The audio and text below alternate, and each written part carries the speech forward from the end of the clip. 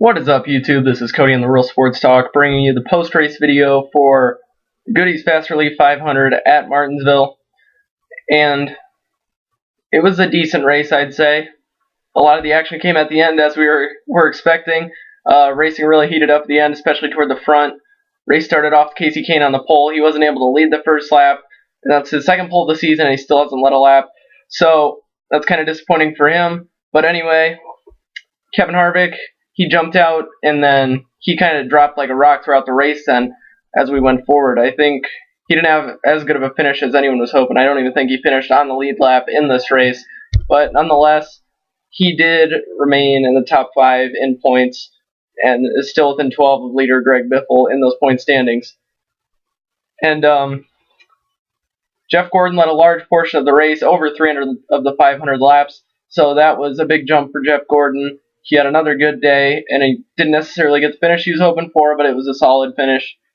And a big story of the day was people trying to jump the timing lines on pit road, and you could just see people shooting past each other, trying to time it, so they were in between the timing lines so they wouldn't get caught speeding. But that 30 miles an hour at Martinsville is really something that's slow compared to most tracks, so they really shoot. You could especially see Jeff Gordon shooting out of his pit box and slowing down real quickly, but he could gain some time on pit road, and he did gain some positions by doing that. A couple of guys that were caught early on the first or second caution were Jimmie Johnson and Ryan Newman, and they both had to go serve the penalty back at the longest line. Brad Keselowski later in the race was also served up a penalty for speeding on pit road, and they all recovered from their situations and all made their way back to the front of the pack. Throughout the race, Kurt Busch had some problems with his brakes or overheating issues or something in the right front of his car because he blew out 2 tires, and it was just not a very good day for him, although he did end up having a solid finish for blowing out 2 tires in the race. It wasn't a great finish, but usually when you blow out a tire, your day's pretty jacked up because you end up hitting the wall. But he was okay. Not a great finish by any means, but hey, it's alright for blowing out a tire, especially as early as he did. I believe he brought out the first caution. So when that happens, you usually hit the wall and you end up behind the wall and you end up in the 40s, but he had an okay finish, as I said. Kyle Busch also hit the wall early. He was a guy that I thought would do really well today. His disappointing season just continues here at Martinsville. He ended up it looked like something broke on his car, but he might have just gotten loose or something. Ended up slapping the wall at the rear end of the car all by himself. He ended up finishing 36th in this race. A very difficult day for Kyle Busch. Another very frustrating day for Kyle Busch.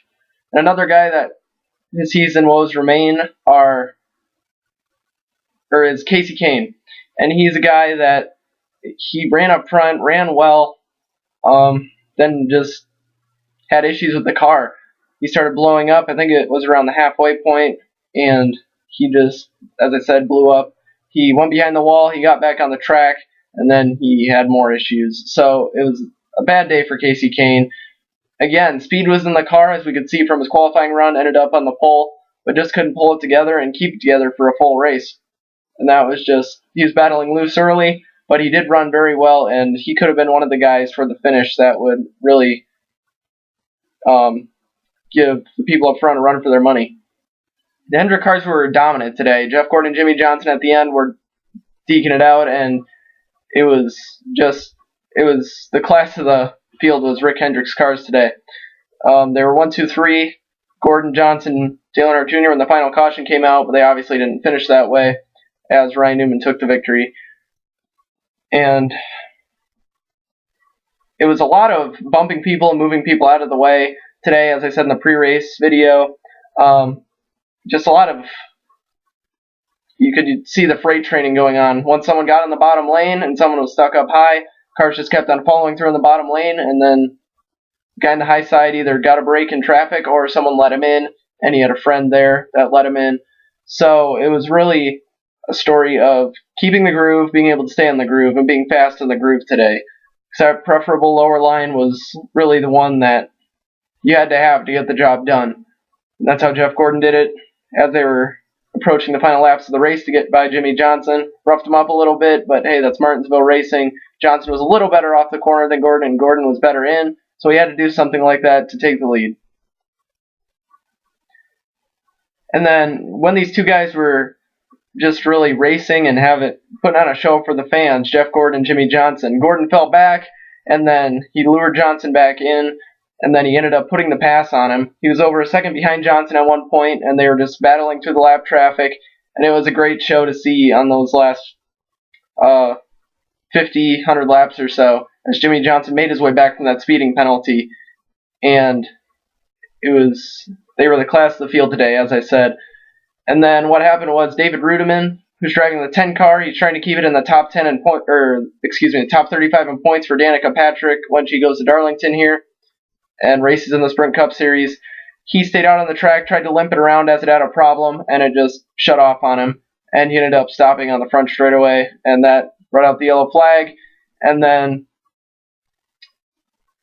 it was just unlucky for Jeff Gordon and Jimmy Johnson because they didn't come in to take tires, and literally the rest of the field came in and pitted and took tires. So on that restart then, what happened was Gordon and Johnson, obviously in older tires, couldn't get going, couldn't grip the track as well as the guys on newer tires, because at this point the tires were over 100 laps old. So Clint Boyer ended up shooting to the bottom on Jeff Gordon, and it was 3 wide into turn 1, and it was just, I don't know if Johnson didn't know he was there or what, but it was 3 cars trying to fit in 2 lanes, and that just didn't work. A lot of the front cars got roughed up. Short track racing, I don't really blame anything on Boyer. He had to do what he thought he had to do to win, and that was honestly the shot he had. Once Gordon got up to speed and Johnson got up to speed, it would have been much more difficult to get by both of them, and that was really his opportunity in that first corner. So I don't blame him at all for doing that, but it was an aggressive move, I'll say that, but it was one that he probably had to make. Because if he slowed down going into that corner, Ryan Newman was all over his bumper off the restart. He was probably going to get wrecked if he tried to slow down and cut in behind Jeff, because Newman was ready to go, and he was pushing him. So as I said, 2 Hendrick cars a wreck. They stayed on, or they didn't stay on they might have stayed on the lead lap. I'm not sure. But the point is they wrecked. They were 1-2, and they ended up finishing farther back in the field. And Jimmy Johnson pitted directly after the accident, and Gordon, who was out on like 140 lap tires, he ran out of gas, actually, and he had to be pushed to the pits because he was trying to stay out, because at this point it was a green-white checker situation. So he was trying to stay out and limp to the finish with that, but he ran out of gas, had to be pushed to pit road, and he had problems there. And then on the restart, Ryan Newman held off an outside run from A.J. Allmendinger, who no one was expecting to have a good run here today, especially A.J., and he had flu-like symptoms earlier today, so it was really a good finish for him.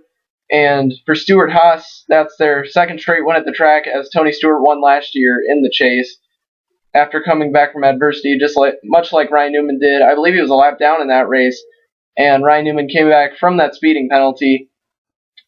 And overall, the race was quiet in the first half. Only 2 of the 7 cautions occurred in the first half of the race, but as I said, there were 7 yellow flags, so it was an eventful race toward the end, as I expected. If you were really looking to see a lot of action early in this race, you didn't necessarily get it. You tuned in at the end, though, you got what you were looking for, no matter what you wanted. Just some hard racing, some wrecks. A lot of cars got some damage in that final wreck with that 3-wide situation, and you saw some damaged cars running for the end when you saw that situation on the track there. So it was a matter of cars limping around the track, just old-fashioned short track racing, trying to get the finish that you need and that you really want for your team and to move forward in the season. So with this race in the books, we got Greg Biffle still leading the points. Dale Earnhardt Jr. moves to second, Tony Stewart to third, Matt Kenseth up to fourth, and Kevin Harvick moves back to fifth, 3 spots after his poor day. But those guys are all within 12 points of Greg Biffle at this point, so they're still definitely in striking distance for the lead. The points lead, just as of the next track we go to at Texas, they can grab it. And also Denny Hamlin is in 7th.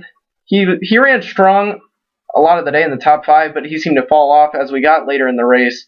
And as I said, he was holding the lead, and Jimmy Johnson got by him, probably with about 150, 200 laps to go, and he just dropped like a rock. I don't know what went on with his car, but he didn't do too well. Or as well as he was hoping, at least. He got a decent finish out of the day.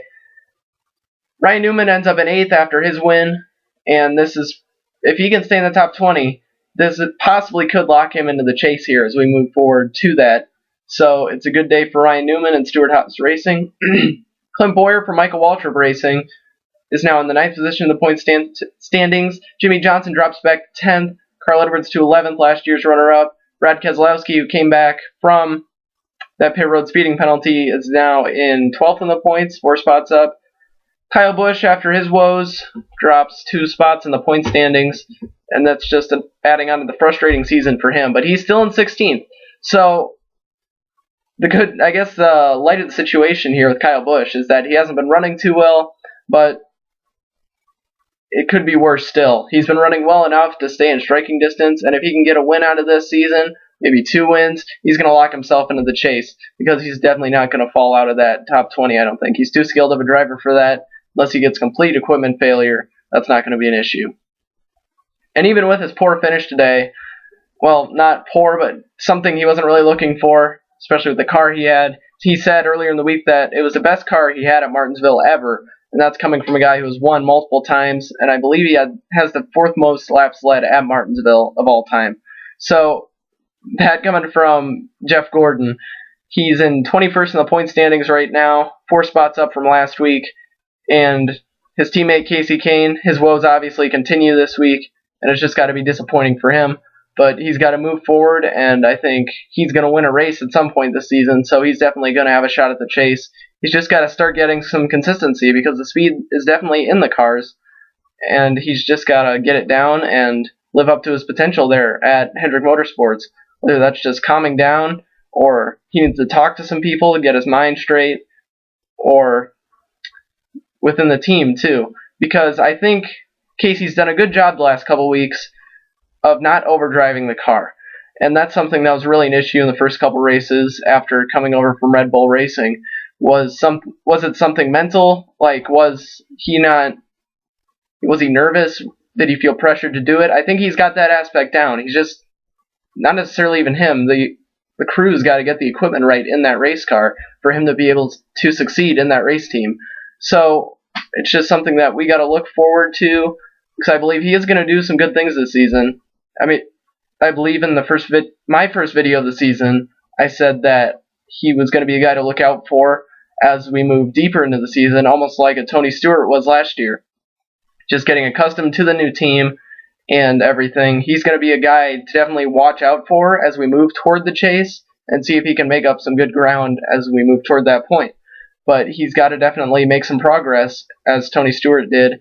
And if he can squeak into the chase, he's definitely got the speed in the cars, he's got the driving talent, and he's got everything needed to win a championship. He's got chemistry with his crew chief, and Kenny Francis, he's been with him for a long time.